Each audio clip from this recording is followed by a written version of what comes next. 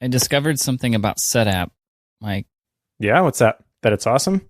MindNode is a part of SetApp. Yes, it is.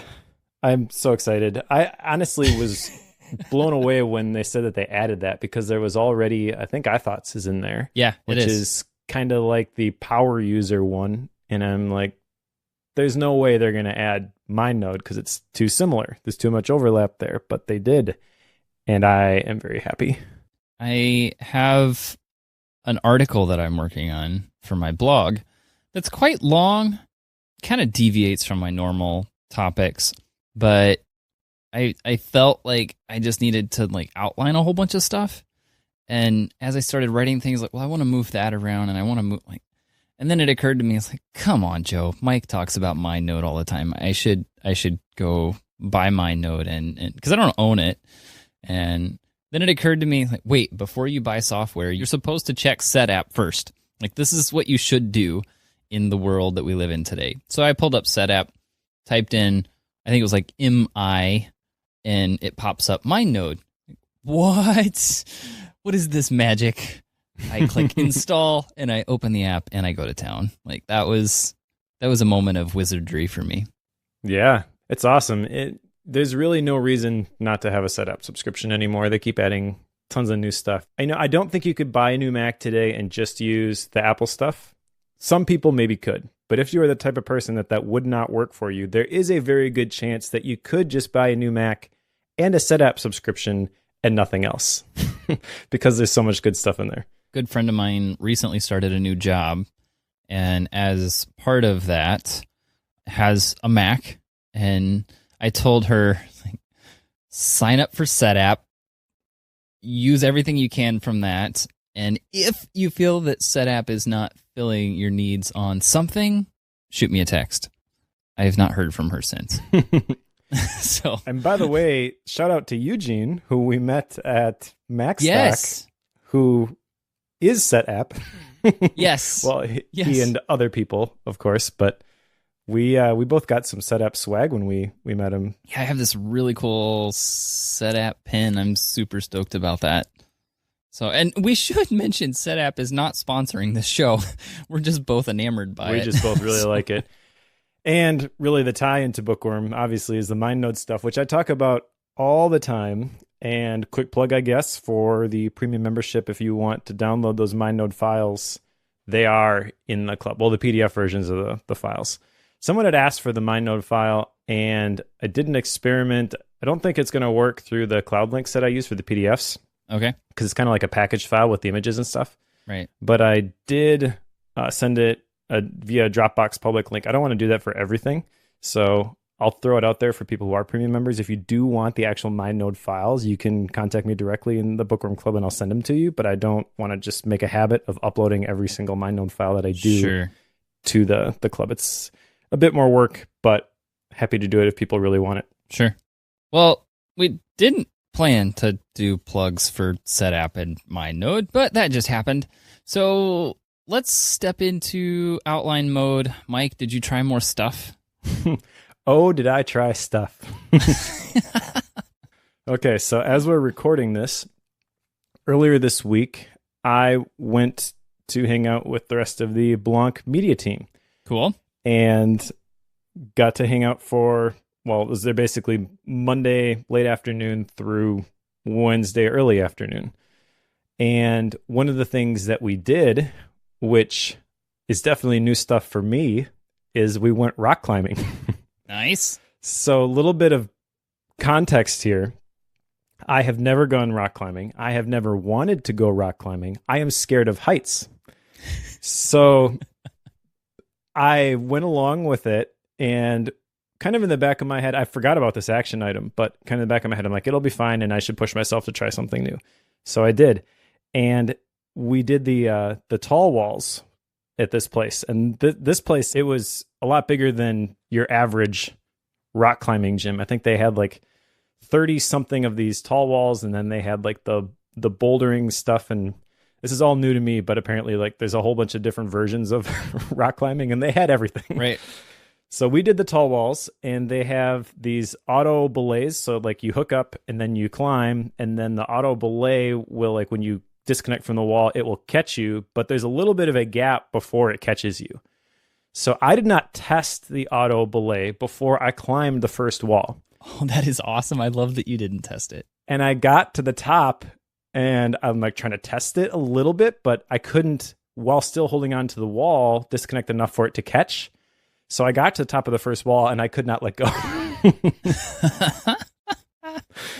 But eventually I got it. And then after that, it was awesome. The last one I did, I think it was a 40-foot wall. Going back and looking at their website, it was like the tallest one in there. And they have obviously different difficulty levels from 5.6, I think, is like the easy level. And then it goes up to like 5.12 or something, 5.11, I think.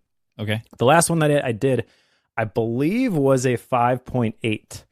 So kind of in the middle, and definitely pushed my non-existent rock climbing skills to the limit, but I made it. And I got home and I found myself like Googling rock climbing gyms to see if I could find something close by that I could do it again. Turns out there's nothing within an hour of me. Of course. Which, well, anything good within an hour of me. But yeah, so I definitely did try more stuff, I guess. And turns out I liked it. Nice. I'm proud of you, Mike. Well done. Thanks. Unfortunately, I was too terrified at the time to even think about having somebody take a picture of me so I would have proof of this, but I did indeed go rock climbing. Well done, sir. Thank you. Well, I will say you succeeded in trying more stuff then. I had one follow-up action item, and that was to set intentions for homeschooling. It turns out this is a lot harder than we thought, at least than I thought. And in the midst of conversations about it with my wife, we're probably about a third of the way through that discussion, but it's kind of an ongoing thing. Every once in a while, we'll stop and we'll have a conversation about it. One of those is very likely to happen this afternoon because we're going mushroom hunting together, just the two of us, date night in the woods. That'll be fun. That sounds like the ultimate Hobbit date night. It does. It does. I posted a picture earlier this morning about of a mushroom that I took a picture of, and somebody wisely commented that, hey, that's a brightly colored mushroom. Aren't brightly colored mushrooms usually something you want to avoid? Yes, in fact they are. This one remained where I found it. It was simply a photo opportunity, and it was nothing more than that. That was not a dinner mushroom by any means. All right. So we're in the midst of these homeschooling intentions conversations. They will continue. Can't really say that they're the type of thing I could report on, but I can say that I am successfully going through this action item. Awesome. There you go. All right. One more thing, I guess, real quickly before we get into the book. It's been a while since we mentioned the iTunes reviews, and I want to just call this out because I looked at them before we started recording, and I noticed that we did have more reviews than the last time that I had checked, which honestly was weeks ago, maybe months ago. And then I noticed also that the number of one-star reviews has gone up. And which at that point, my thought was, yes, we're winning. Yeah. So this is interesting because your initial reaction is, oh, people don't like my thing. But then I thought about it a little bit and I realized that the reason that we typically get those one-star reviews is because you or I either rail on a book that somebody else has recommended. Yep. It probably happened with the 4-hour work week, to be honest. It was probably either the 4-hour work week or Getting Results the Agile Yeah, way. True. It could have been Getting Results. It was probably right. one of those two. Yeah. But I also know, interestingly, that when we rail on books, it's also when the download numbers tend to go up. Yep. So people want us to pick on books. People don't want us to pick on books. I mean, make up your mind. I figure we just pick the ones we want to read. The takeaway here is just, we're going to keep doing what we do. But I do want to say thank you to the people who do take time to leave a review. It does help us out. And, I don't want to make it sound like we're completely dependent on those types of things. But the truth of the matter is that there is a mystery algorithm that iTunes uses, and iTunes is where most people listen to podcasts. So if you go leave a review, that works the algorithm, and there's a better chance that other people can find it. And likewise on Overcast, which is actually like a surprisingly large percentage of our users, Libsyn tells us just basically what app they use to listen to it. and a lot of people use Overcast. I do this for all the podcasts that I listen to. If I really like an episode, I just hit the star icon at the bottom. I don't even know how Marco computes it anymore, but I do know that Overcast does a really great job of showing me recommended episodes based on people that I used to follow on Twitter. It's not how he does it anymore, but basically like people who listen to this sort of thing, helps them find other stuff. So not just Bookworm, but if you really enjoy a podcast, there's little things you can do to help the producers of said podcast. So right. There you go. Awesome. Well, that said, let's step into today's book, which is Creativity Inc. by Ed Catmull, who is the president of Pixar. Still is? To be honest, I don't know. I was under the assumption that he was, but I haven't looked. Yeah. I that came out of my mouth, and then I realized, wait, I'm not actually certain of that. I'm pretty sure he's still the president of Pixar and now head of Disney Animation as well. So this book is quite different than what we would normally do for Bookworm. Its primary purpose is a story of Pixar and how it became what it is. But in order to tell that story, he has to share like the business principles and the relationship principles and the creativity principles that they had to follow and develop over 10, 20, 20 years now? Almost 20 years? Mm-hmm. Somewhere in that range. Over that amount of time, they've had to develop a lot of just general ways of operating as a company in order to protect the creativity that they have with their films. And this, I feel, is a very fascinating journey to go on, because if you can extract those principles and learn how to apply those, I feel that it would be extremely helpful. But it's also just a fascinating history of the journey that Ed and John Lasseter and the team at Pixar have gone through to continually hit number one in the box office over and over and over again. Everybody has their favorite Pixar movie, and it's a thing in and of itself. They just continue to have hit after hit. And this explains why to a large degree. So I really enjoyed this book. It was a good read, even though it is quite a bit different. I have no idea how I'm going to rate this, so I got to figure that out while we talk here. Yeah, when I read the first chapter, it starts with a story of like how they picked a different format for the conference table in one of their rooms. And then it kind of goes into the Ed Catmull story. And at that point, I was thinking to myself, Joe, what did you get us into? Yeah, I had the same thoughts. Like, what did I do? Yeah. I'm not sure if I would say that I wish that hadn't been there. Like, I guess, when we read books, the tendency based on our Bookworm perspective is to nitpick all the little things that we would change or we didn't really like. And while the Ed Catmull story really felt like, at the beginning anyways, like we were a little bit duped, like this isn't what I signed up for. And maybe in that context, it's a little bit dry or not interesting. Not saying that Ed Catmull is not interesting, but like it's the kind of thing you would find in a biography. And right. I picked up this book not expecting a biography. So it was a little bit of a shock through the first couple chapters as he's basically telling his life story. There are some interesting anecdotes in here. I really don't care who Ed Catmull's two childhood heroes were. That kind of stuff is like, well, okay. But it is kind of cool to know that he was the one behind really the first computer animation, that hand thing that he made in 1973. Yep. And that kind of sets the stage for like what his interests and passions really are. I don't think we need to get into a whole lot of the details here. I'll try to summarize this. So basically, he grew up wanting to do computer animation, really liked the concept of animation, really liked technology, tried to combine those things in a time when it really wasn't a thing, and went to University of Utah, I believe, which I thought was interesting. Yep. Like, that doesn't seem like the cutting edge technology powerhouse, but basically that's the program there kind of was. From there, he went and joined this agency in New York, then worked with George Lucas And while he was there, some Disney animators showed up. One of them was John Lasseter. He ended up getting fired by Disney a little bit later. They stayed in touch.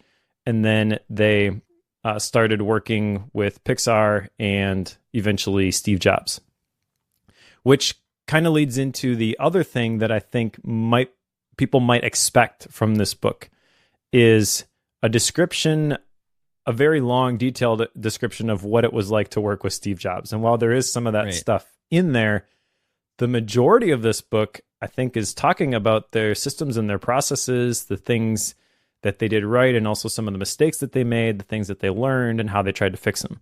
So it's more of a Pixar management biography than anything else, if that makes any sense. Yeah, no, and I think it makes a lot of sense to do it that way because, I'm with you. I don't really... The beginnings of Pixar through Ed Catmull's story, I struggled with that side of it, but at the same time, I think you have a tendency to start criticizing books earlier in the reading process than I do. I do. That's something I've noticed whenever I talk to people who are in the middle of reading a book. Do they have a tendency to try to figure out what they think about it in the midst of the introduction, or do they wait until after chapter 1? I'm more of a wait till chapter 2 or maybe even 3 type of person. And correct me if I'm wrong, Mike, but I feel like you start doing that in the introduction, which I'm not sure there's a right or wrong on that process, but is that fair? Well, the red flag went up in the introduction, and then chapters 1 and 2 just confirmed it. Yeah. And then even chapter 3, we're starting to get into the Pixar stuff. And again, I'm not sure that you could remove any of this because it kind of is foundational for some of the stuff that he alludes to later. But at the time, I'm thinking, when is this going to get rolling? And it really wasn't until chapter 4, in my opinion, with the story of the Toy Story 2 disaster, which is my terminology, not theirs, but it was kind of a crisis moment. And if that had gone the other way, Pixar probably doesn't exist. Right. Well, going back, the Ed Catmull story, because it took a while to tell that story, I had started judging it somewhat by the time I got to the end of it. And although I understand his story is, it's an interesting story, but I couldn't quite figure out why it was there.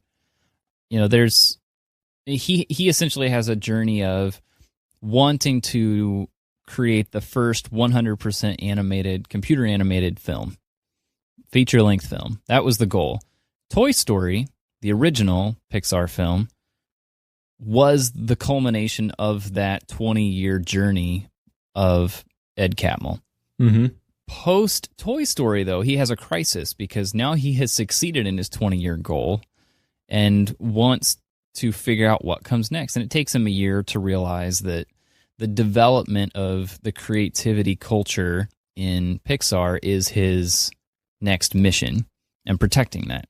Yep. So that's really what he goes through and is, I think, this is my speculation, I think the reason he shared that was to point out the purpose of the book and show that, yes, this is something that he is passionate about in the development of the company of Pixar. And I think there's a lot of credibility to give to him as a result of that story, even though it felt a little out of place when it happened. Yeah. I think it did advise the rest of the book without it being explicit. Well, I get it. Once you've read through it, you can understand why it's there. But when you're going through it, your perspective is a little bit different because he's basically telling you all the cool stuff that he did. Right. And if you were sitting down with somebody in a room, meeting them for coffee, dinner, whatever, and they just talk for the first 30 minutes about all of the things that they've done, your initial impression is, well, this guy's full of himself. Yeah. Right? Yeah. And what he does is I don't think that anymore after going through it. But the first time that you're going through it, you're like, well, what what is this? This isn't what I signed up for, and you're looking for an opportunity to leave. And with Bookworm, there is no opportunity. You just push through and you talk about it. But the average person, I could totally see them saying like, well, this Ed Catmull guy, I don't really care. Like, these are the kinds of things that maybe your family is really interested in. I've been in those situations, those conversations with people who can tell a good story. And sometimes they're sharing all these details and they're necessary to the story. They come back and they touch on them later. And in the moment, it's like, okay, when are you going to get to the part that I really want to hear? That's kind of what this is like. Sometimes they just never get there. Sometimes you leave the conversation and you're like, well, this person just likes talking about themselves. I kind of had an experience that a couple of weeks ago. So I don't want to go into the details here, but I walked away from it and I was just in a terrible mood. And my wife was like, what's your deal? And I was like, well, I didn't even realize that it impacted me this much, but really I just can't stand being around this person because they don't pay attention. It's all about them. And I realized that, like, I just don't like being around people like that. So as I started reading this book, I'm like, I don't like being around you, Ed. But sure, it's an unfair characterization because the rest of the book, like, he shared basically what he needed to. I don't feel like now that it was longer than it needed to be, but it did definitely take a little bit to get rolling. Yeah, and that's fair. Now, one thing I want to point out about this book is it is not a 3-part book. It's a 4-part book, Mike.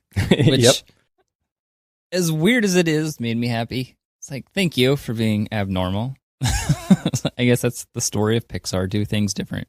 Yeah. But the whole thing kicks off with part 1, getting started.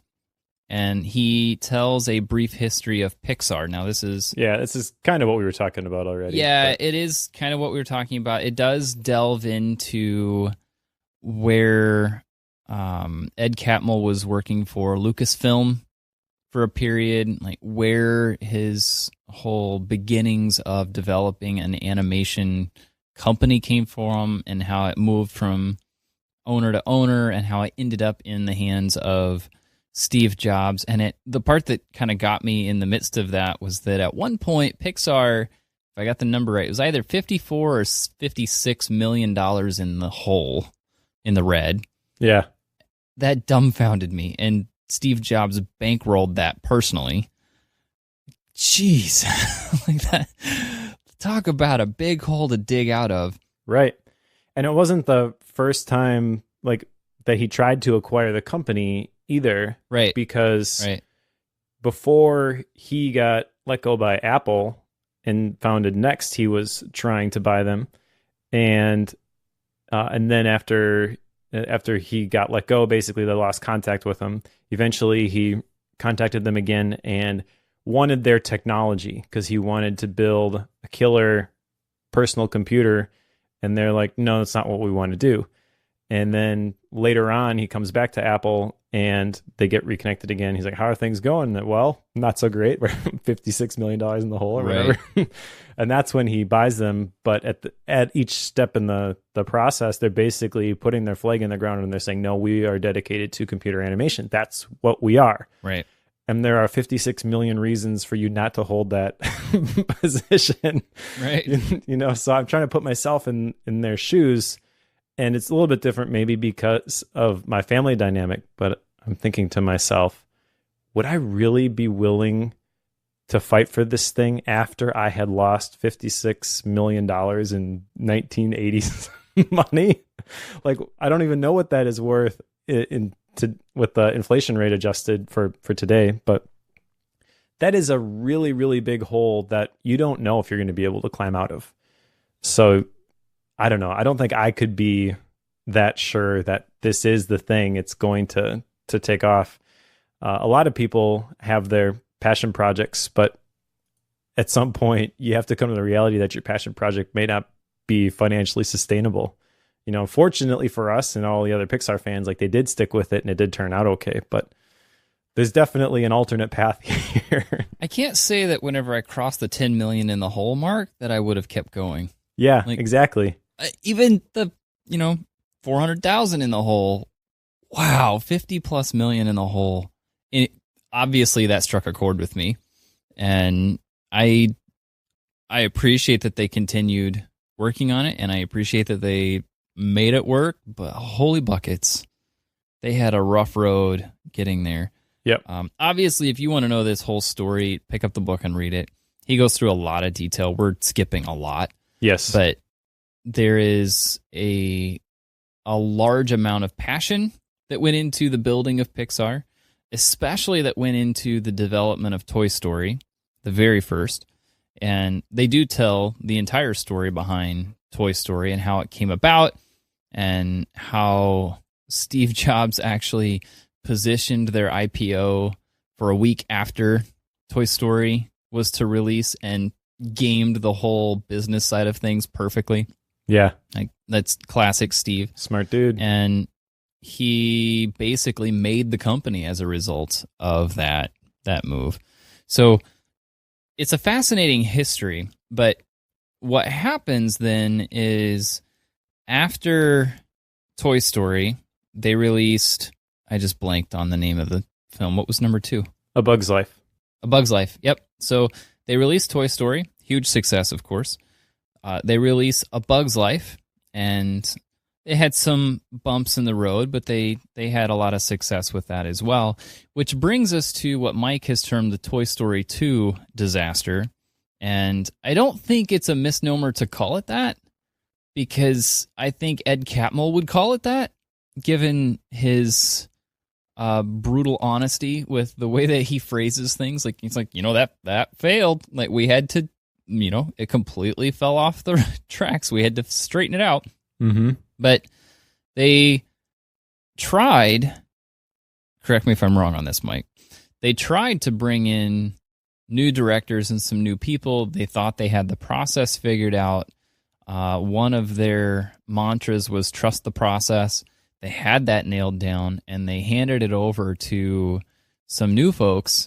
And in the midst of them doing a screening of it, they realized this is a disaster of a film. And they had to fire the folks in charge of it, the directors working on it, and bring in the original team that had worked on Toy Story, the original, in order to hustle, and hit their deadlines and have any success with it. Yeah. Did I get all that right? Yes. So I'll add a little bit more detail. Basically, Toy Story 2 originally started as an idea from Disney, and they wanted to make a direct-to-video, lower quality release of Toy Story 2. They started working on it, and a couple months in, they came back and said, our standards are higher than that. We can't do this. They wanted to do a theatrical release. The problem at that point was that they were already working on A Bug's Life, which was John Lasseter's baby.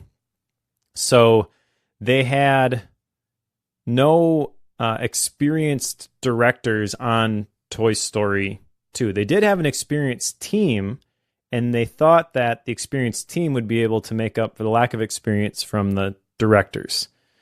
So John Lasseter and the A-team are working on A Bug's Life. That gets shipped. John checks in on Toy Story 2, and he's basically like, this is garbage.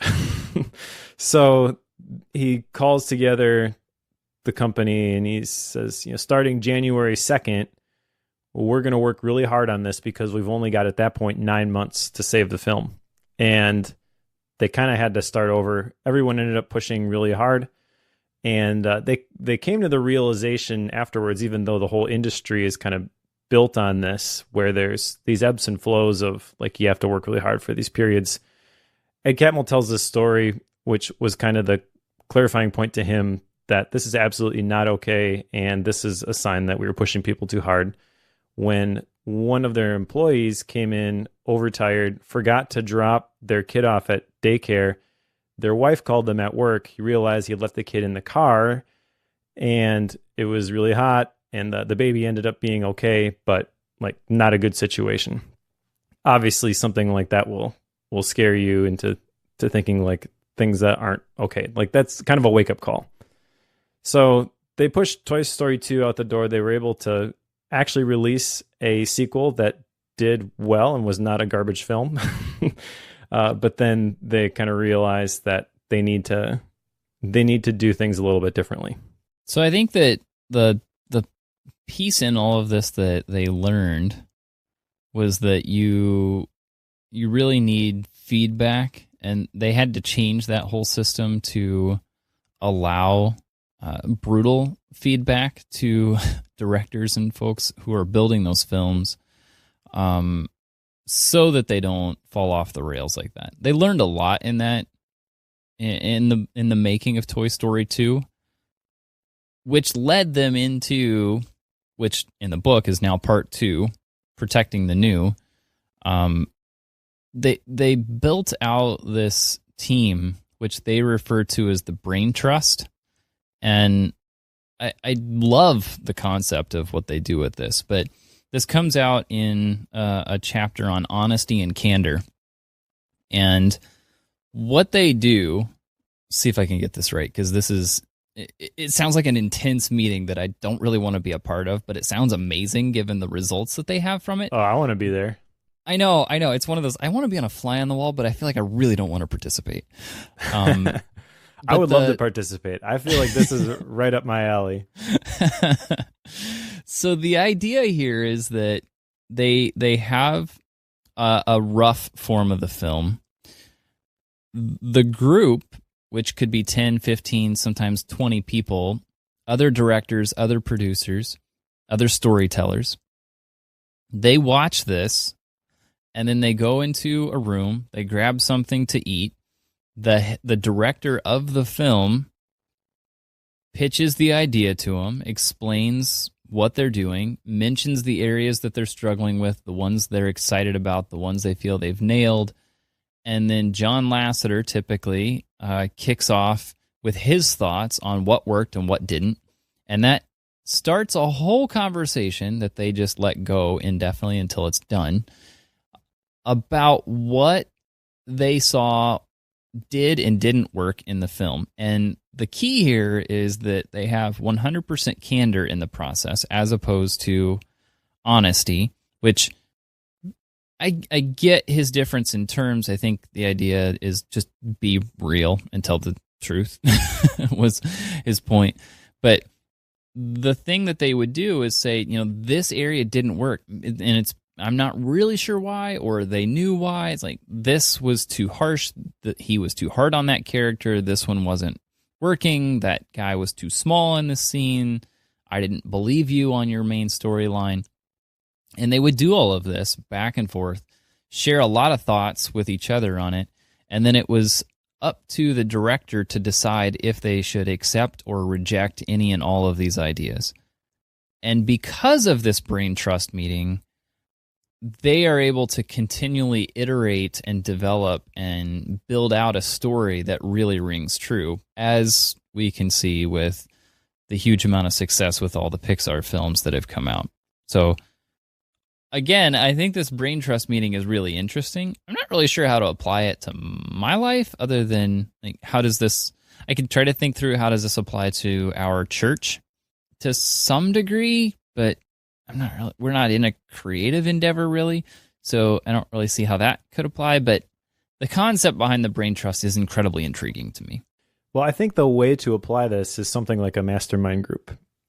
And I actually had a meeting with my mastermind group this morning. So I think that the honesty versus candor, the difference there is most clearly seen in that sort of setting. Okay. And I guess just real briefly for people who aren't familiar with the concept of a mastermind group, it's a bunch of people that you allow to tell you the truth, even if it hurts. So honesty, for example, every single person would say, yes, honesty is a good thing. You should be honest. Okay, so how do you honestly answer when your wife says, does this dress make me look fat? Okay, that's the problem. The candor is honesty with fewer moral connotations. It's forthrightness or frankness.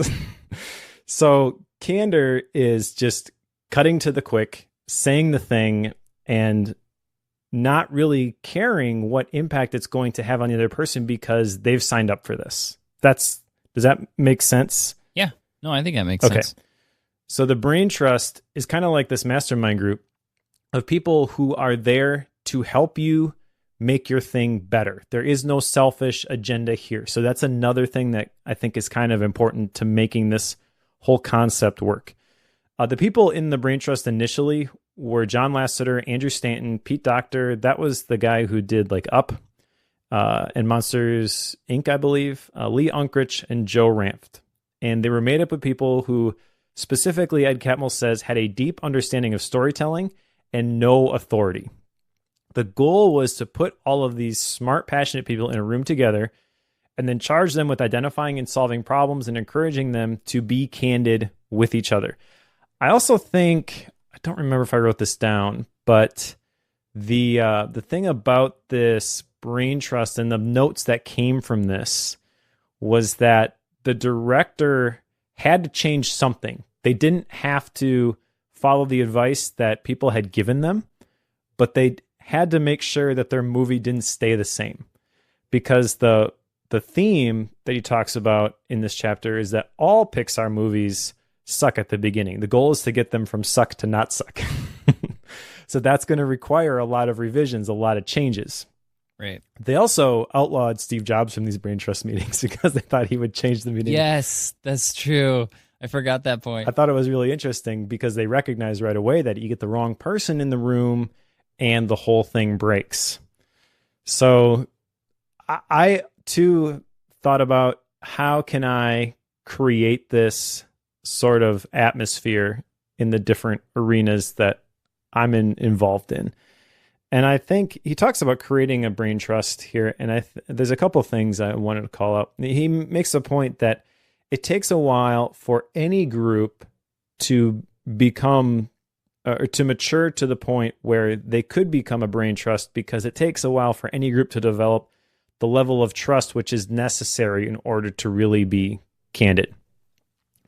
Also, the people in a brain trust, and I would argue the people in a mastermind group, this applies to them as well, that they can't help people who don't understand the philosophies, so people who aren't willing to learn and grow, people who refuse to hear criticism without getting defensive, or maybe they just don't have the ability to digest the feedback and then make adjustments and start again.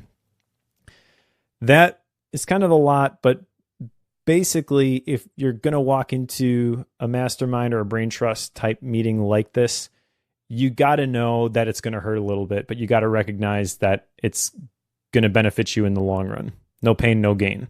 Right.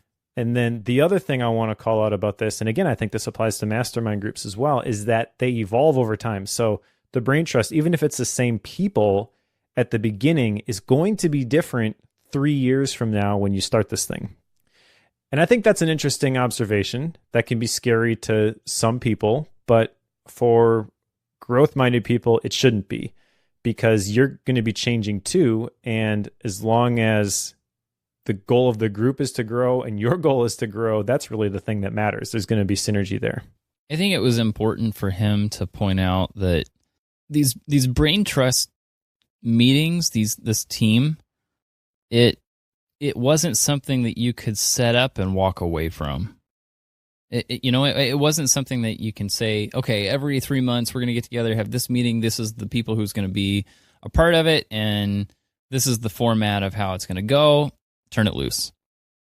He made it very clear that this setup is one that requires constant moderation and constant observation and leadership. Mm-hmm. Like you have to continually work at making sure people feel free enough to share their ideas, and that others aren't taking offense at critique of the story. At one point, he called out that I forget the exact phrasing. I'll have to look it up.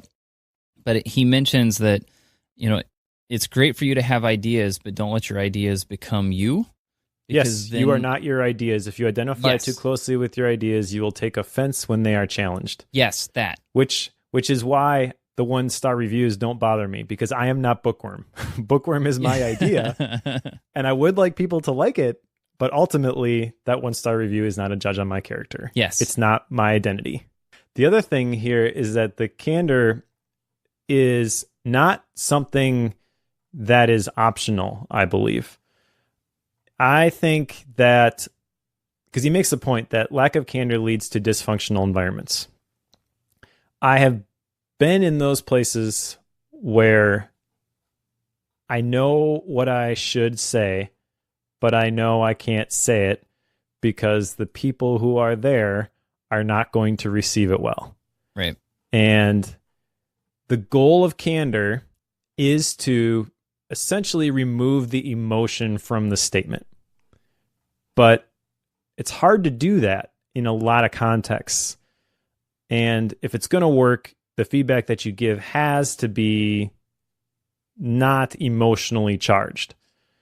And that's one piece of it. So I can make sure that what I say is not emotionally charged. But kind of what I've learned the hard way is that it doesn't mean that the person I'm communicating it to is not going to receive it as emotionally charged.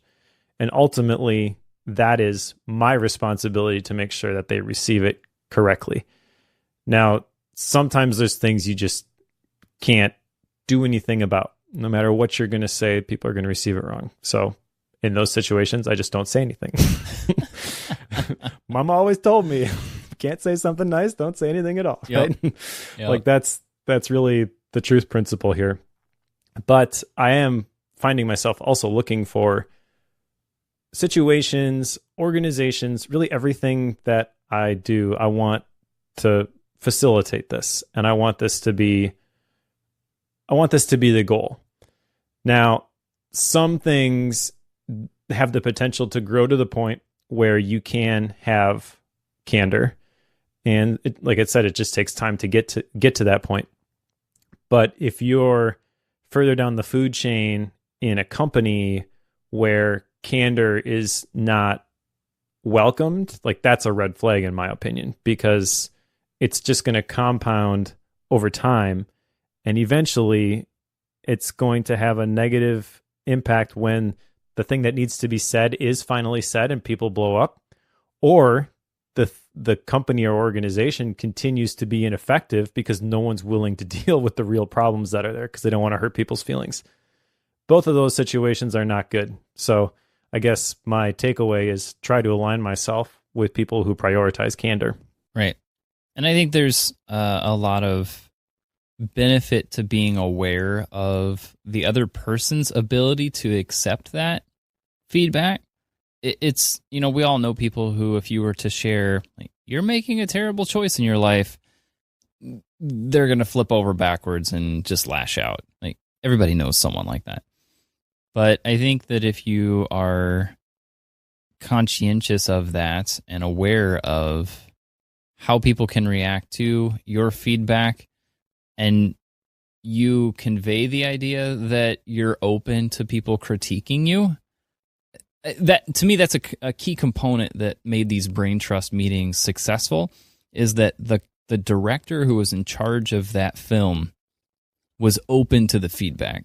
If he had not been open to the feedback, the whole thing could have fallen apart. And that was a very key component to the whole thing.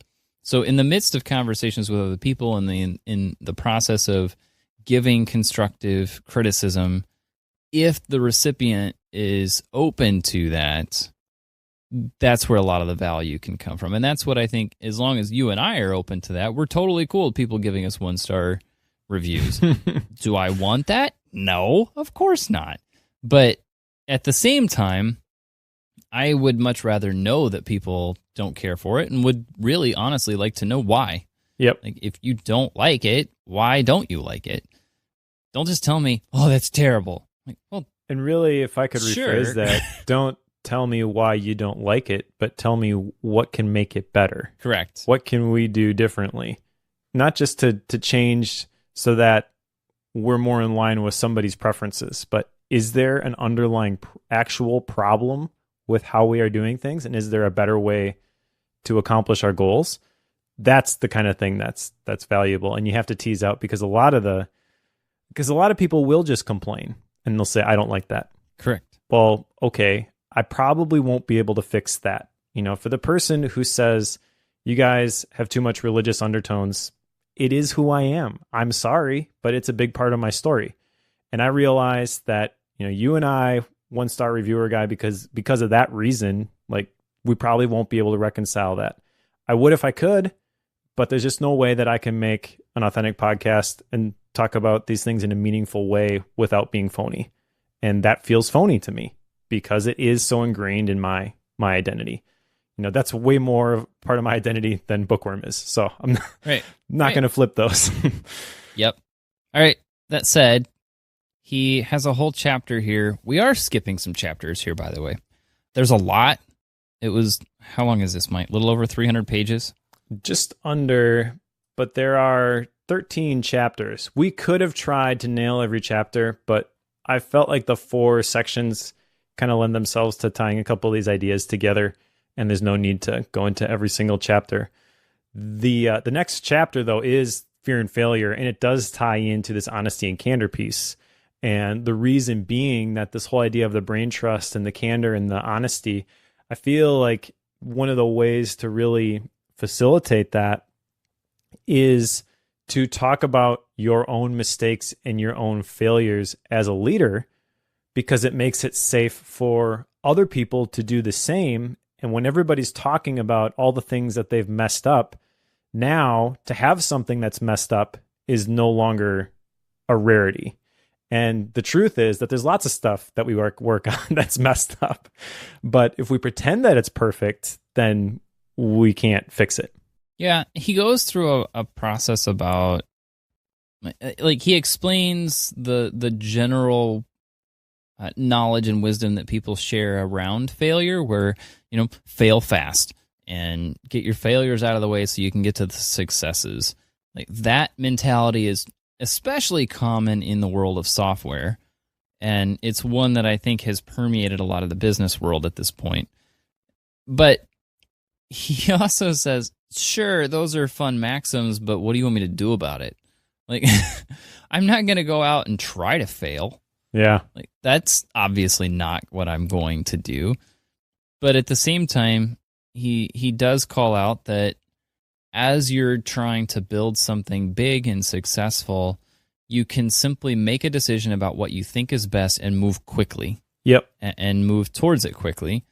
And if you learn that it's not the right path, change course and go elsewhere. It's not necessarily a good or bad thing. It's just a learning, and move on and head to what you think is the right direction. That was my main takeaway from it. But he does try to spell out, like, failure isn't all negative, but it is negative. So I did at least appreciate that. The best analogy I have ever heard about this topic comes from this section. He's talking about Andrew Stanton, who's the guy who says, fail early, fail fast, be as wrong as you can. And he's not the one who originally came up with those ideas, but he's the one who he attributes them to in this book. But he also mentions that Andrew views failure like playing the guitar. And he says, you don't think real hard about where to put your fingers because you only get one chance to strum. I thought that was kind of brilliant, the way that they described that. As a guitar player, I mean, it's true. And I kind of fall into that mode naturally, where I, even with my limited ability to play the instrument, I can find myself not wanting to make a mistake, trying to avoid errors. And that's really what they're defining as like the negative view of failure. And it is something that they have to deal with after they merge with Disney down the road in section 4. But what really intrigued me about this section here is how to know if the company or organization that you're involved with has embraced a negative view of failure. He's got a couple different steps here. He says, ask yourself first, what happened the last time an error was discovered? Do people shut down and go inward, or do they come together to untangle the cause of the problem that it might be avoided going forward? And the acid test is, if the question asked is, whose fault is this? Then your culture vilifies failure. And if we're honest with ourselves, that probably applies in a lot of the cultures that we're associated with. Yep. And this is one of the lessons I learned in when I was working with the Asian efficiency team. I think I've told this story before. So just real briefly, like a podcast episode got published early and I was trying to dive in and figure out like, who did this? Tan's like, doesn't matter. How do we figure it out so that it doesn't happen again? And that was a tipping point for me. And I want to continue to build that mentality in the different groups, companies, organizations that I'm involved with. But some of them have gotten it, some of them have not. And I can tell you that it's very refreshing for the ones that do understand this. It does feel very different. You know, he talks about how fear can be created quickly, but trust can't. I think this is really the key way that fear gets built is if you have this mentality that if I make a mistake, people are going to blame me. There's going to be negative repercussions for this. People are going to feel, obviously, like they cannot afford to make a mistake. But trust is not assuming that somebody is not going to make a mistake. Trusting people means that when they make a mistake, you trust that they will act to also help solve it. They're not just going to walk away from it and leave a mess in your lap. That was interesting, that whole perspective as he defined it, because you can be building trust, and that takes a long time to do. And it only takes one instance of this is your fault, and that trust is broken, and now fear has taken its place. And I don't have a specific action item associated with this, but what it did show me is that I have to be very careful about building trust, because it only takes one slip up to destroy that thing that you've been trying to build. Absolutely. I think there's, I noticed you wrote down an action item around this. The thing that I think is the most important with this is that, and you see this, I see it a lot in nonprofits, if you don't discuss the things you screwed up, people have a tendency to put you on a pedestal.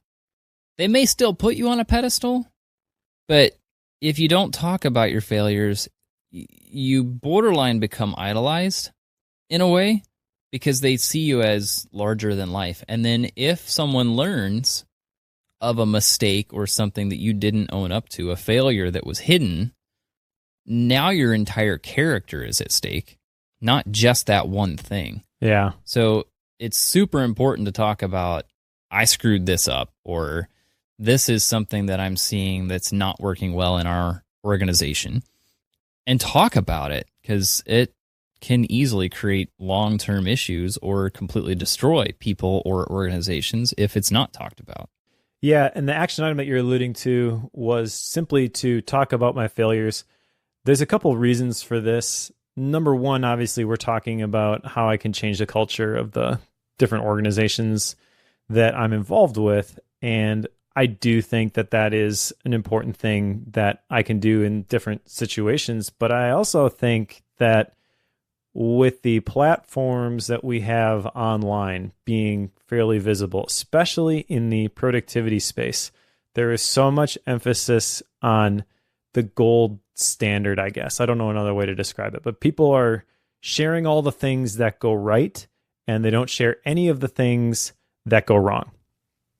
And so if you just follow these people, you can feel really bad about your situation because you're not getting an accurate picture of what their life is really like. Right. All you're seeing is all the cool places that they travel and working from the beach, like the entrepreneur's dream sort of a thing. You don't see the long hours that they've got to put in before they get to that point. You don't see all the sacrifices that they made. And not that even those sacrifices have a direct correlation to you getting to that point. Like, just be real. Let's all just talk about what's really going on and not try to paint this picture so that we can sell something, which I feel like Bookworm, we've done a pretty decent job with that, because that's kind of been my ethos the whole time. Right or wrong, people who listen to this can judge for themselves, but that's at least been my goal as we have done this podcast, is I want to give people a realistic picture of the struggles and the things that we go through. But as I'm going through this section, I'm realizing that now more than ever, that is needed online. Yeah. Yeah, for sure. All right, so let's step into part 3, building and sustaining. And there's 2 points here we're going to jump into, one of which is research trips and postmortems, but this is a part of a broader list. What is it, 9 parts on that list, Mike? There are 8, yeah. And I wrote them all down in my MindNote file, so if you're a premium member, you can get these. Good job, Mike. The things I do for the Bookworm Premium Club members. Now, so the whole list is really interesting, and the chapter this comes from is chapter 10, Broadening Our View. This list is the methods that they use to put their collective heads into a different state of mind. This is kind of building on a concept that we cut from the previous section for sake of time. I'll just real briefly talk about it. They've got this concept of the beast, which is kind of the thing you alluded to earlier, where they keep pumping out number 1 hits. And so the beast is basically, how do you keep this thing going? No one wants to make a mistake and publish a movie that doesn't end up at number 1. And then the ugly babies, that's the belief that everything that when you first create it, it is an ugly baby. And you have to fight to protect that thing at the beginning until it kind of finds its legs and evolves into the thing that it really can be, the potential there. And all of the movies that Pixar produces all start out as these ugly babies. The most interesting story I found was the story of how Up came to be. So Up is a really great movie. And I guess for people who haven't seen it, there's this old guy who his wife passes away. He made a promise to take her to Paradise Falls. And then the whole house like lifts up and he goes to this South American country with a whole bunch of helium-filled balloons. Pretty ridiculous, right? But the story originated as like this kingdom that was floating in the sky, and there were 2 princes who were very different and always fighting with each other, and they fell to the earth, and they're trying to figure out how to get back up to this castle in the sky. Very, very different movie, right? And they said the only thing that made it from the original to the new one was there was this bird, Kevin, which is kind of like a minor character. Right. Right. So, yeah. So as that transformation is taking place, it requires a perspective shift, and it requires that you look at things differently, which is where these 8 different things that they do kind of fall into play for me anyways. So research trips, this is basically if they're going to do a movie in a setting or on a topic, they will send a bunch of the crew to go do that thing or be in that environment. It ends up being very expensive, but the net result is that they catch a lot via osmosis just because they're there. So for example, Monsters University takes place at this like prestigious university. So they sent their teams to like Harvard and Yale so they could be in these prestigious universities. And even like the sounds that are in the library, like are influenced by being in that environment. So you may not have notes of, I noticed this thing while you're there, but then when you're back home and you're building this thing, you can tell if it feels right. And the interesting thing to me about this was that there really is no way to quantify the value of this, because when you do this and you present it to an audience member who maybe or maybe doesn't, most likely doesn't understand that domain or that environment very well, like they can't tell if that sound or that thing that you drew is accurate. But if you don't nail it, it doesn't feel right. It's almost like they can intuitively tell, even if they have no idea what's actually wrong, when something is wrong. And so he basically says that the net result is that when the team can nail this, the audience knows it and they're more engaged with the film, which was really interesting to me. I think these are really important. But at the same time, you got to try to translate it, because I'm not going to write an article about how awesome it is in Africa and not go there. Like, that doesn't make sense. I wouldn't do that, but I'm probably not going to write that article either. But granted, they're also dealing with much, much bigger budgets and much higher margins on the return. So I get it, but I think there's a potential learning here in that if you are going to do a creative endeavor, do your research. Watch videos on it, watch documentaries on it, research it to no end. If you can go there, go there. If you can find people who work in a given sector and you need to know more about it, talk to them, read books about it. This is the classic collect dots concept before you can connect them later. And the more dots you collect, the better off your creative endeavor is going to be. To me, that's the real takeaway here, is if you're going to do something with high impact and with a lot of quality, do the background legwork. Don't just make guesses and speculate. Get detailed about it, because as Pixar has shown, that does have a huge impact in the long run. Yep. And it's interesting because part of the problem that comes with that is that they spend too much time on the details. So, for example, the next one here, which isn't in the list we were going to talk about, but it's Power of Limits, they talk about the beautifully shaded penny. And the problem with this is that Pixar employees will spend a crazy amount of time on little details for the actual films, but they don't understand whether that thing is going to have any significant impact in the movie. So, for example, there's a scene that they share from Monsters, Inc., where the little girl knocks Mike Wazowski's CDs off of the case. Do you remember that scene? I do. Okay. So he says, oh, those were alphabetized. The whole scene is like 3 seconds, right? Each CD on that case, a Pixar employee created an album cover for, even though there's only a couple of them that you will see on the floor in Mike's apartment. Yeah. And so they're looking at that and they're saying, well, that was a waste. We didn't need that many covers made.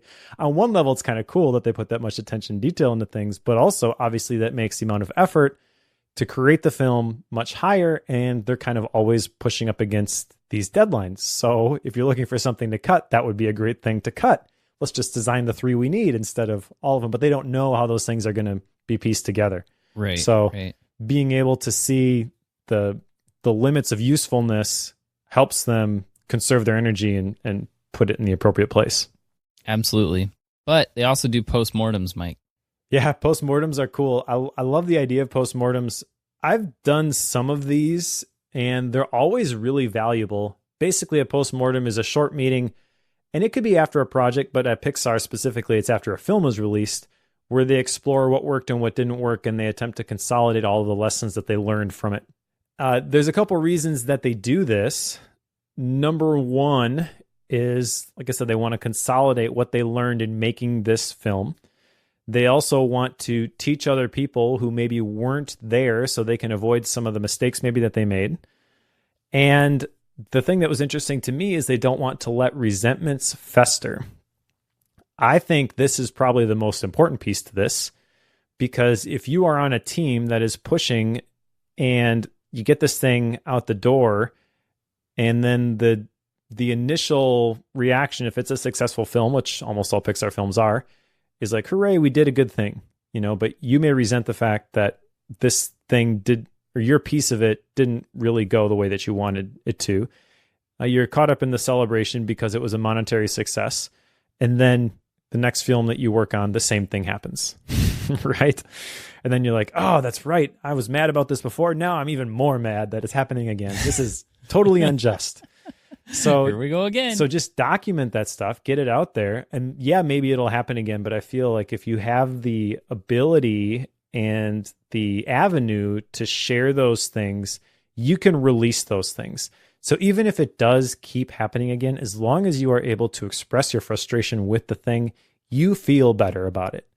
It's no longer something that you're holding on to and it continues to make you more and more bitter. You're able to let go and do your best creative work. I think that's a really important aspect to these postmortems. Yeah, I mostly wanted to see, and again, as I go through, listeners, you know this, I have a tendency to try to extrapolate things out and go to, like, how do I apply this elsewhere? this is the same thing. How do I apply this to events at the church? How do I apply it to projects that I complete online or even articles that I write? How do each of those instances, what does a postmortem look like? I don't know that I have an action item on this one, Mike, or really what to do with it, other than I know these are good things to do, and I know they're valuable, but I haven't quite figured out what to do with it yet. Well, I'll give you an example, a church example even. Ooh. So my wife and I lead the outreach team at our church, and we do a big outreach basically once a quarter. And after the outreach, we have a meeting with the rest of the church staff to do a postmortem. And we talk about what went well, what didn't go well. And we make a bunch of notes on things that we want to change for next time, because there's a good chance we're doing the same event a year from now, and we don't want to repeat the same mistakes. And all of those things get documented in a Google Doc. And when we're planning the next one, we look at that Google Doc and we say, oh yeah, we didn't want to have fruit in the summer because it just attracts the flies and the bees. So we're not going to do that when we cook up all the hot dogs and the brats and have the big community block party sort of a thing. So that's one place where that can be valuable. But I think, again, it comes back to the candor piece. Like, you have to take an honest look at the event itself, and you have to disconnect yourself from the event. You know, if the event is a total bust, it does not mean that Mike and Rachel Schmitz are a total bust. And we have to be able and willing to hear the things that could have gone better. You have a point in the outline, creativity and skiing. I don't know where you want to go with this one. Sure. So chapter 11 is the unmade future, and it basically talks about creativity. And there's an analogy in here that I really liked of creativity and skiing. The point being that if you are skiing and you tighten up and think about it too much, you are going to crash. So in essence, trying not to crash actually makes you crash. So how does this apply to creativity? I think if you were to sit down and be like, I really need to be creative now, you're not going to be creative. You're going to crash. But when you can learn to relax, you can go faster and you can enjoy it.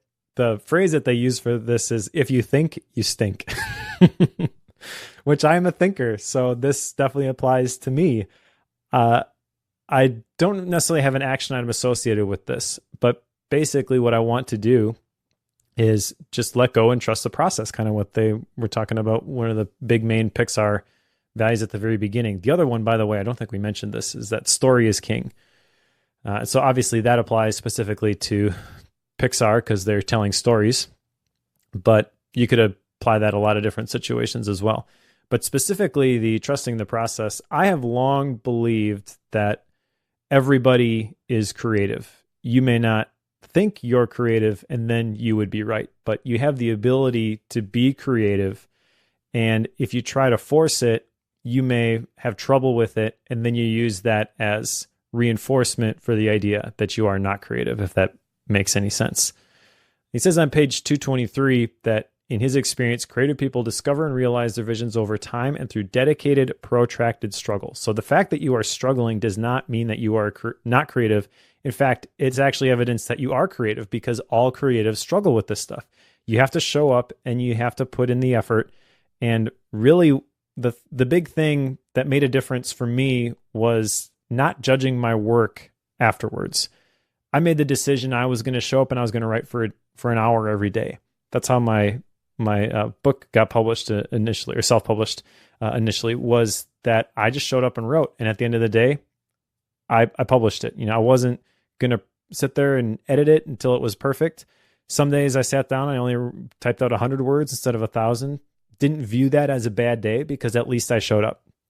And I think that's the key piece here, is just show up, relax, and let it go. And then whatever happens, and that's okay. Which is similar to how we both got started with Bookworm, in that we both wanted to read more, so we figured let's start a podcast so that we read more. And it's what I'm slowly coming to, is like, just start reading. But with creative endeavors, it's very similar. If you're going to read an entire book, or you're going to write an entire book, the principles are the same. Show up every single day, preferably at the same time, and do the work. whether it's 10 minutes, 10 hours, like show up and do the work. And that's something I've slowly been developing with my writings. Like I show up every day, write it at the same time. Same thing with the reading practice. Like these become habitual rituals that I go through on a daily basis.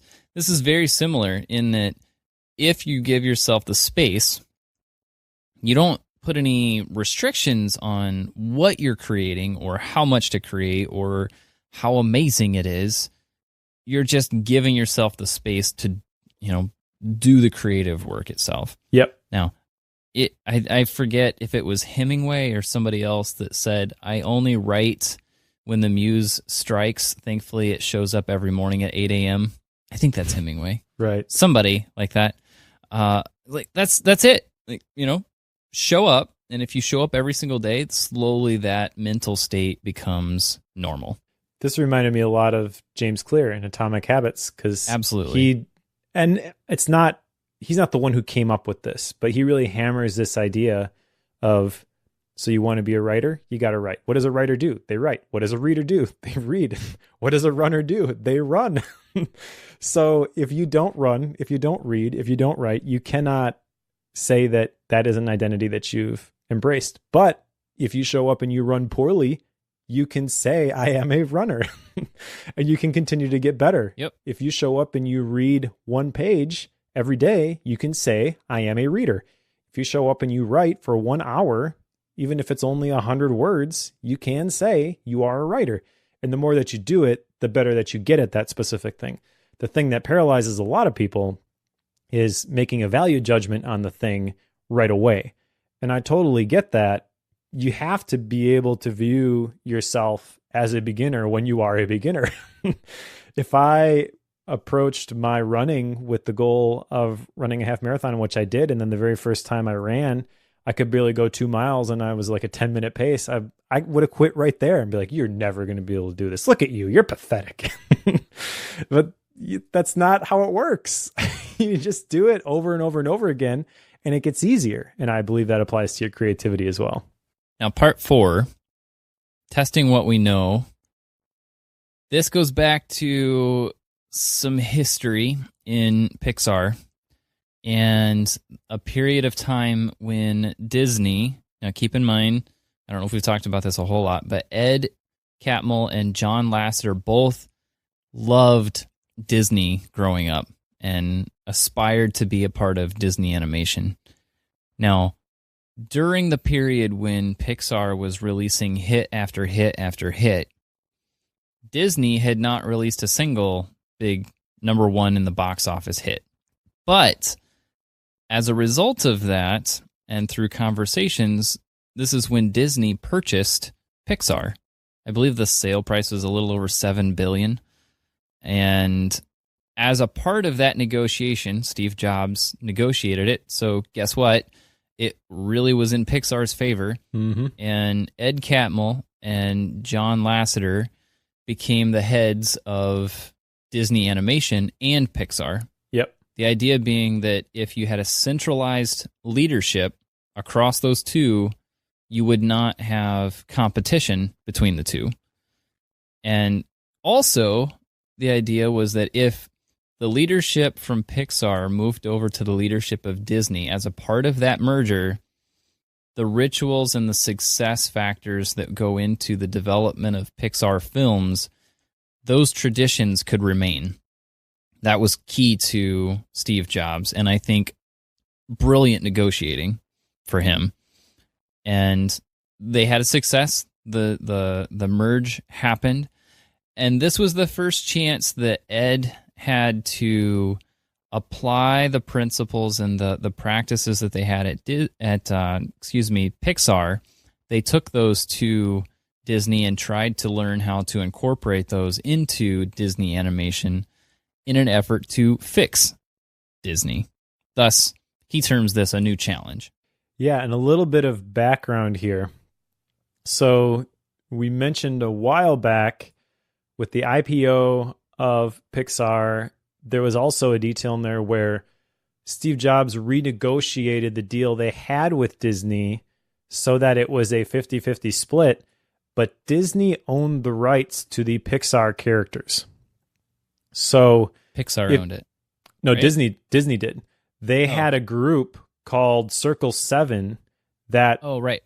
before Bob Iger took over, there was some bad blood between Pixar and Disney, and they were moving ahead with making sequels to the Pixar hits, and they basically didn't need Pixar's okay to do so. They had the legal right to do it, and that was under Michael Eisner. So when Bob Iger takes over and he talks to Steve Jobs, and Steve Jobs likes him a lot because I think he was the first one to put TV shows on iTunes. A bunch of the ABC stuff came over. And then Steve Jobs has John Lasseter and Ed Catmull over for dinner, and he's like, hey, so I'm thinking of selling to Disney. And they're both like, what? How could you sell to our mortal enemy? Yes. So his advice to them was just go get to know Bob Iger. I think he's a good guy. And to his credit, they mentioned that Steve Jobs said that if they weren't on board with it, he wouldn't go through with the deal. So they got to know Bob Iger. They liked him. And he mentioned that he had been through a successful merger and an unsuccessful one. He wanted to make this a successful one. And basically, we're not doing things right. We want you to come help us out. So John and Ed were the ones basically coming to save Disney culture, which was a challenge because they couldn't just also make a clone of what they had at Pixar. Disney had to kind of evolve into its own thing. They did eventually get there. A lot of this is history. I didn't really care for this section all that much in terms of like stuff that you could apply. Sections 2 and 3 were really the meat of that, in my opinion. But there is some interesting stories here, and they did obviously get to that point where they eventually released Tangled, and that was the first number one hit that they'd had since The Lion King, which was pretty crazy. But they had to make a lot of changes, including, how the floor plan was laid out, personnel changes. One of the personnel changes I thought was interesting was this Circle 7 group. The guy who was leading that actually was a pretty bright guy who was just doing his job. So when he met with Ed and John, he wasn't like begging to stay or anything, but they were impressed with this guy and they gave him a pretty high up position. Yeah. Even though he was the one in charge of like breaking their babies. Yep. So that was kind of cool. And then the other thing here, which maybe we don't need to spend a ton of time in here, but the note stay, I thought this was cool. Because as Pixar is growing and they fix Disney, like the companies continue to grow, they realize basically that they've kind of gotten away from their culture, not because they did anything wrong, but just because it's harder to maintain with new people. They actually experienced, they said, 3 crises at once, where the production costs were rising, the external economic forces were putting pressure on the business, and the cultural tenet that good ideas could come from anywhere was kind of faltering. So just like they have these note stays for their movies, they told everybody, we're going to have this note stay and it's going to be this day. And they set up all these sessions to talk about different things based on the suggestions that they got. And the end result was they had this day where you had people from all over the company, all these different backgrounds, different departments who never interacted really with each other previously. Now we're attending these different sessions. And everybody was encouraged to share their ideas on like basically how do we fix Pixar. And they held Notes Day on March 11th, 2013, and it was a huge success. I really like this idea. I'd like to apply Notes Day to everything I'm involved with. I know that's not going to happen, but I really love this idea and really like the story behind it. Yeah, this was a piece that it's right towards the end of the book, and when I was reading through, I was like, yes. Like this is yes. Like I want this, and it's because essentially what they're doing is they're making it okay and giving a mechanism for the entire company to shut down for one day and look internally and discuss ways to make themselves better. Yep. And when you take a massive crew like the entire company of Pixar and shut it down and say, how do we get better? How do we cut costs? How do we speed up the process of making films? people get excited. Like, wait, you're going to listen to me? Like, I can say something Yeah. all the way up to the CEO, even though I sweep the floors. Like, this is amazing. And everybody bought in. They built their own wiki pages. They came up with their own like team. Before Notes Day even happened. Yeah, before it even happened, weeks before it even happened, they were discussing this amongst each other so that they had better ideas. And it all goes up to leadership, and they use that to continually perfect and improve the company on a whole. It's brilliant.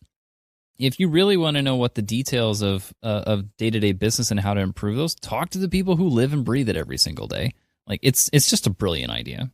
Yeah, and there's a lot in the details of how it was executed that really make it work. Like John Lasseter going on stage at the very beginning and sharing how he received a whole bunch of feedback and it was all compiled, and he thought maybe there would be like a half a page, and it was 2.5 pages. Yeah. Of like all the stuff that people didn't like about working with him. And he's like, did I like reading that? No, but it was valuable.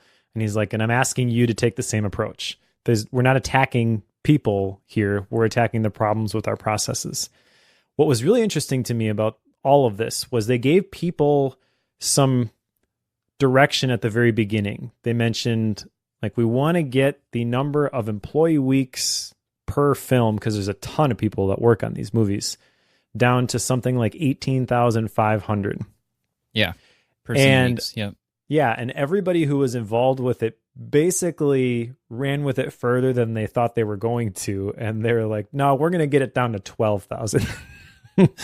Yes. Which was interesting to me because of the way that it was presented. Because I feel if you were to say, I can envision a very different scenario here where John Lasseter comes out and he says, okay, guys, we've done really well. Pixar is awesome. We've built this place, but it's not sustainable. We got to make some changes. Everybody's going to have to suck it up a little bit, and we got to get this down to here. And how much differently that would have been received. Because I've been in those meetings. It sucks.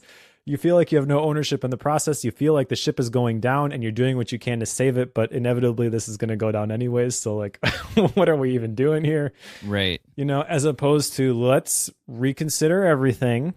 And we know that there are ways that we can do this without just forcing people to work more. Overtime is not the answer, So how do we do this? And obviously the net result was that everybody loved it. Everybody felt like they had a voice. Everybody felt like they were listened to. And I imagine that this had a ripple effect where people were not just doing more work, but more effective work. They were more engaged with their work, I guess would be the term to use here, although that maybe has negative connotations. Like people were excited to come to work for how many weeks or months after that because they thought that they had been heard. Right. You can't put necessarily a dollar sign value on that sort of thing, but it's totally what happens when you do something like this. After this chapter, this is technically the end of the book right here. There's an afterword and then some starting points that follow that. You mentioned earlier some people may be picking this book up in an effort to learn about Steve Jobs' involvement in Pixar. He does give that to you in not quite 20 pages at the back of the book in this afterword, the Steve we knew. I don't really want to go into that other than it is interesting to see Steve's involvement in the book. And then after that, he has this starting points, thoughts for managing a creative culture. Basically, if you want to start managing a creative culture in the way that they manage Pixar, here's some tips for how to do that. That's what that basically is. I just wanted to point those out quick because if you are reading the book or interested in picking it up, those are a couple pieces that I think are valuable, but I don't really want to go into them a whole lot here. Yeah, I agree. The Steve Jobs we knew, or the Steve we knew, that chapter, I didn't really care for it all that much. A lot of it was just the people and the nice things that they said at his funeral. Yeah. So not a whole lot there. If you really want to study Steve Jobs, the person, go read the Walter Isaacson biography. Exactly. That's a great biography, by the way. Action items, Mike? Yes. So I mentioned one of them already, which is to talk about my failures. I did actually have another one in here. We didn't talk about this, but this comes from section 2. Pete Docter, he was the director of Up. He has this thing that he does to trick people into considering change. Right. Those are his words. And I thought this was brilliant. So he would say things in meetings like, this would be a big change if we were really going to do it, but just as a thought exercise, what if we Yeah. Yeah. And I totally get where people, especially people who have created something and they're already like watching the number of hours that they're putting into this thing, they'd be hesitant to completely throw out what they had done and take a different direction. So I think that this is a brilliant tactic to use to get people to think a little bit differently. I don't know specifically where I would use this sort of thing, but I'm definitely putting this in my management leadership toolbox. Nice. Well, I have two down here. One I copied from yours, talk about my failures more often. I'm specifically referring to this in my work context. That's, I feel like, where I could use that the most. Two is, I'm just curious about this whole Braintrust concept, or maybe something like a notes day, and how that applies to our church in a way of how do or should we use mechanisms and ideas along those to help us improve the church. So I'm probably going to have a couple conversations about that, just because I'm curious what other people think about doing it. Cool. There you go. All right, so authors, style, and rating. I'll go first here. I think Ed Catmull is a very easy guy to read. Like his writing style is very easy to read. I love the way he tells stories, which I wouldn't have expected anything less from someone who's so deeply ingrained in a storytelling company. And as a result, this is a tough one to put down. At least I found it hard to put down. But I do think that there's some pieces of it that I'm just not quite sure I wanted there, like Ed Catmull's personal history. Yes, it kind of informs things later on, but I just didn't see how that really fit. There's a number of things that I had a hard time translating, and that's primarily because I don't think that there are a lot of companies that are creative in the sense, like at this scale. Like Pixar and Disney, of course. I could see how any sort of big media company could be that way. But I mean, you had a good point earlier too, Mike, about translating things down to like a mastermind group. Maybe there's some strong correlations there, but some of the principles I had a hard time seeing how it applies. I think I'm going to put this at a 4.0 because I really like the book. It's a great read. It is very different for Bookworm, but there are some definite tidbits that we can pull out. But I don't think it's a 5, and I have a few qualms here and there, which makes me wonder about the 4.5, so I'll put it at a 4.0. That's where I land. All right. Well, as you know, I was skeptical about this one. Yep. I did not think that this was going to fit, and when I read the first couple chapters, those fears were confirmed. But something funny happened after that. And by the time I got to chapter 4, and he starts talking about the defining creative principles, Toy Story 2, and everything after that point, I absolutely loved. And then, as I mentioned, the further I went, he does a great job of weaving the things that he's talking about back to those early experiences that he had. It's also kind of interesting because you see the same people popping up over and over again.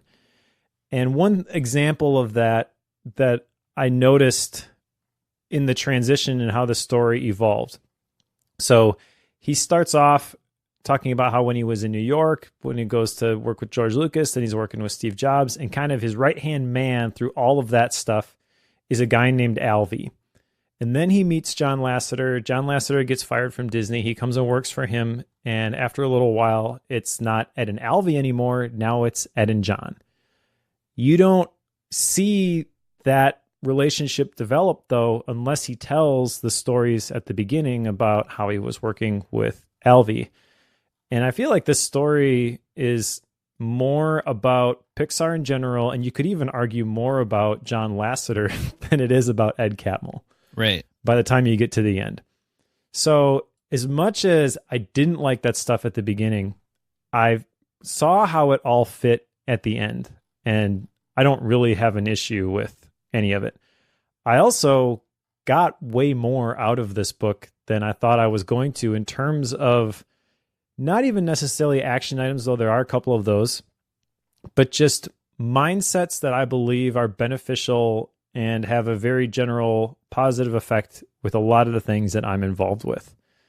So as I finish this book, not only do I put it down and think, wow, I really enjoyed reading that, as I try to quantify like what sort of impact what kind of impact did this book actually have on me, I feel like it's pretty significant. So those things combined, I actually am going to rate this at a 5. Wow. Yeah. Didn't If see you that can coming. get past the first 4 chapters, which again, there's reasons for that approach, but it's going to feel a little bit weird at the beginning. I feel like there is something in here for anybody, and it's a very entertaining story. Even if you didn't have a growth mindset and you weren't looking for ways to do things better, manage things better, lead things better, you're still going to enjoy the journey. And I really like Ed's style. I really like how it's not all about him. I like how he points out all the mistakes that he's made. And just even like the terminology that he uses, he's like, this was really dumb of me, you know? Like, that's kind of reassuring because he was obviously very successful. He worked with some very successful people, but I feel like he would be an interesting guy and he would totally be willing to like go grab a coffee. I don't get the feeling reading this like he feels like he's arrived or he's above anybody, if that makes any sense. It feels like a very approachable book. Yeah. Awesome. So good pick. Well, it's a great book. It's a great pick. I really enjoyed it. So what's next, Mike? Next is Ultra Learning by Scott Young, which I don't know. I can't remember where this came on my radar, but it is one of the more requested books in the Bookworm Club. And it's got a foreword by James Clear. So that's all you need to know. All right. Following that, I picked up Super Better by Jane McGonigal. The tagline on this is The Power of Living Gamefully. Jane McGonigal is the sister to Kelly McGonigal, The Willpower Instinct, episode number 2, Mike. There you go. So we're coming all the way back to, Kelly McGonigal, this is her sister, Jane, who's a big gamer, and she wrote this book as a way to learn how to game real-life challenges and the healing process. I think this would be fun to go through. Cool. And since I'm on a knack for picking weird, odd things for Bookworm, here we go again. All right. What you got for a Gap book? My Gap book is a book that I did not hear about until today, but I have ordered it. Will be here tomorrow. That is Tools and Weapons by Brad Smith. Brad Smith is the president, I believe, of Microsoft. This book has a foreword by Bill Gates. The subtitle is The Promise and the Peril of the Digital Age. So it's probably very much in line with the digital minimalism type stuff that we've read. What was that one a while back? Draining the Shallows, probably along those lines. But the real interesting thing to me about this is that Brad Smith is from Appleton. So that's where I live. And So it's a local boy. Yeah, I actually was talking to somebody who knows Brad Smith, and he's like, yeah, I read this book. And I'm like, oh, was it any good? He's like, yeah, it was really good. So local person, local celebrity, maybe? I don't know. And recommendation from a friend of mine. I'm going to go through this one. Nice. I have The Oxygen Advantage by Patrick McEwen. Breathing, just kind of not something I ever thought I would have an interest in. This was mentioned on a podcast that Brett McKay did for Art of Manliness, and they were talking about the benefits of getting good oxygen into your system. I think it was Brett McKay. And I know that David Allen mentioned it at one point too. So I am very intrigued the oxygen advantage. All right. So anyway, that's what's on my plate next. Big thanks to premium members, those of you who are listening in the live piece of this at the moment. The show keeps going because of you guys. So huge thanks to everyone who has supported us through the Bookworm Club memberships. And we'll continue kicking things out for you. So there you go. Thanks, guys. All right. We talked a lot about candor in this episode. If you want to be candid with us and let us know what you think of the show, you can do that by leaving us an iTunes review. I promise I'll read them. I don't promise I will agree with them, but we do want your feedback. Love that. If you are following along with us, pick up Ultra Learning by Scott Young, and we will talk to you in a couple of weeks.